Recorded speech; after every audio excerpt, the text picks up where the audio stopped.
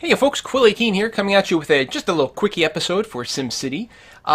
This is the city that I was running in the previous set of videos of Boulder Easton, and we were having some pretty serious traffic problems. Well, I decided to experiment by thinking in terms of, well, I know that the cars generally take a shortest path, and until the next patch comes out, which is going to have traffic congestion avoidance put in, there's really nothing else going on. And so I decided to sort of mess with that a little bit by breaking up these lanes a little. I mean, I got rid of this area down here in general just to give me some space, and then I put in this little thing with just a little bit of a crooked bit. The idea being, now any cars that are trying to reach, say, like the top half of the city over here, will never see this route as a shortest path. The only people who will use this are the people who are legitimately going into this area. Because, I mean, the only place where the traffic is a real concern is coming in and out of the city.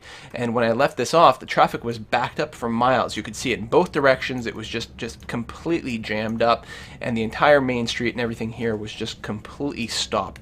So putting that in really helped make it so that the traffic was going in sort of somewhat smarter directions.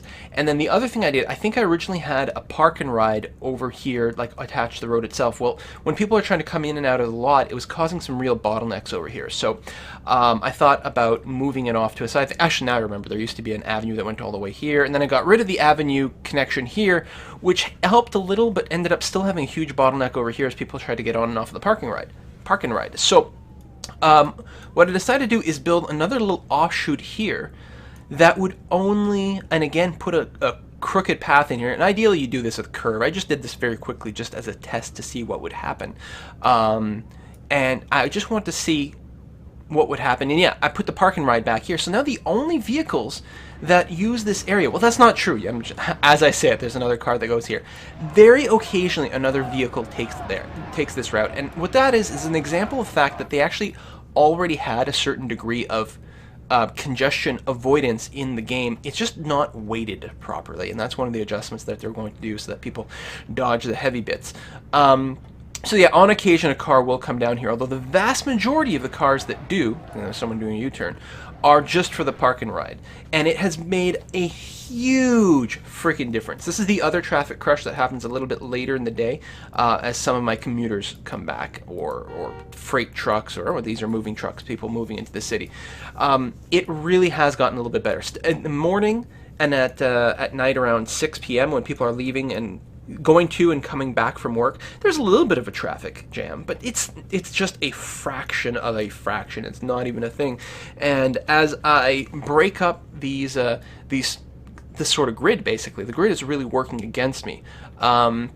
It's going to start to improve things considerably. Yes, so there's a tiny bit of traffic that goes down here from time to time, and conceivably I could have made it even a little bit stronger with sort of more emphasis and more curves and things. And I think that's a lot of the people who are building lower density cities with a lot of curves aren't seeing some of these traffic problems because there's the curves and the crooked roads kind of break apart these shortest paths that work against you.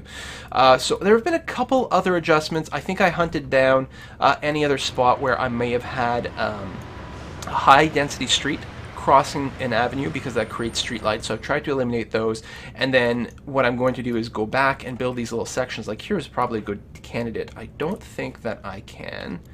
Yeah, I can't modify just a part of this road, but conceivably, yeah, I can't do that one there. No. There's places like that, right, where I can put a break in like that. Then I can go into my road tool, upgrade this road to high density so that my buildings will be able to grow, and then take a medium density street and put a connection, in theory. Let me bulldoze one other section of the road here. It's going to bulldoze some buildings, but they're going to repopulate pretty quickly. There we are. So you have some stuff like that, and yeah, it's a little gamey in a way, but it forces the intersection a little further back, and here there's no lights, which is pretty key. Now, this is not necessarily a major avenue, not an important place to do it, but I probably will go and do a few more manipulations like this and just round out some corners. And it was a lot of stuff. I was trying to experiment with this off camera. That's why you didn't actually see me build it, because there was a lot of fiddling back and forth and testing out different ideas. But there's going to be some stuff like that just to see. Oh, and I got my my headquarters, my petroleum headquarters upgraded. Some people had suggested this trick, which is what I used. I built another trade depot, but what I did is I made it so that none of these would export oil. I just had them stockpile oil as much as possible. And then when they were all completely full and it was near the start of a new day, then I engaged the stockpiling. Combined with the fact that there are no more traffic jams, or very minimal traffic jams anyway, and having a bunch of oil and have them all go out at once, I was easily able to meet my goal to upgrade my petroleum headquarters. And I've gone, oh, I haven't. I can put down my refining division now, get that kick-started, and then build an oil refinery and make lots and lots of money as I produce my own plastic and produce my own and produce fuel, which I can sell for a fair amount. But there you go. So that was an interesting little bit of learning, and I look forward to really experimenting with these sort of curved and offset roads. And really, like, now I feel like I understand the pathing and how it works a lot better. And then you can sort of design road layouts to really take advantage of that. I mean, like, this sort of stuff was kind of a good start, just to force the congestion off the streets and to stay on to the avenues. But there's a maximum amount of traffic that the avenues can handle. One of the other things that I took a look at, actually, is because these are high density avenues being crisscrossed by medium density streets, and then there's no traffic lights, right, which is very good.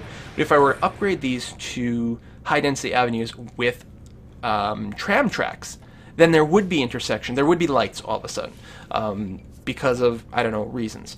But looking at my map, I actually have a path around my city that has no intersections with streets whatsoever. If we start here and we follow this way and then up this way, and then in fact everything else, like from all the way to here, all the way to back here, and then these areas here, these curved roads, they don't intersect any street at all, and they are great candidates for streetcars. Now, one of the recommendations that people have also made is not to make branching streetcar paths. Just have your streetcars basically on a single line. For example, I might have one route that goes in a U like this.